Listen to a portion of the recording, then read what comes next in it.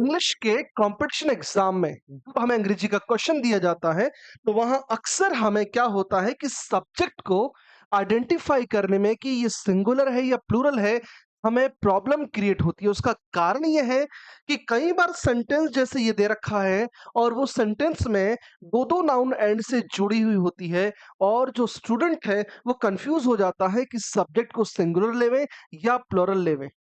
इस प्रकार के कंफ्यूजन को दूर करने के लिए अंग्रेजी में एक कॉन्सेप्ट होता है which we call rule of compliment, यानी कि आपके सेंटेंस में उस सब्जेक्ट को सिंगुलर या प्लूरल डिसाइड करने में कॉम्प्लीमेंट का पार्ट अपना रोल प्ले करता है। यह सही सुना आपने।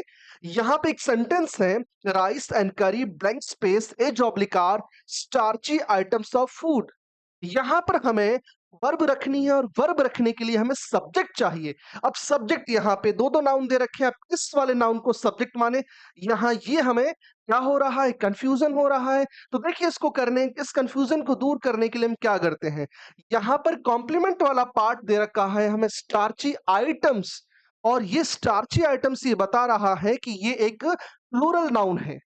स्टार्ची आइटम्स क्या है, एक प्लूरल नाउन है, यानी कि राइस और करी में स्टार्च होता है। तो ये दोनों अलग अलग आइटम्स होते हैं और दोनों में स्टार्च अलग अलग प्रकार से होता है। यानी कि यह कॉम्प्लीमेंट बता रहा है कि आपको यहाँ पर इन दोनों नाउनों को क्या लेना है, प्लूरल लेना है। दोनों को आपको प्लूरल लेना है, इनका नंबर आप प्लूरल लेंगे, इसलिए आपके सब्जेक्ट का नंबर होगा प्लूरल।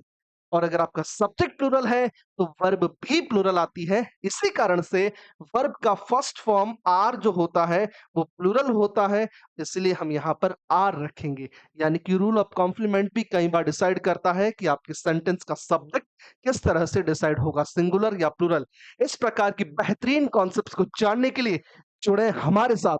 सिर्फ संघर्ष इंग्लिश ऑनलाइन अकेडमी। शेयर और सब्सक्राइब करना ना भूलें दोस्तों।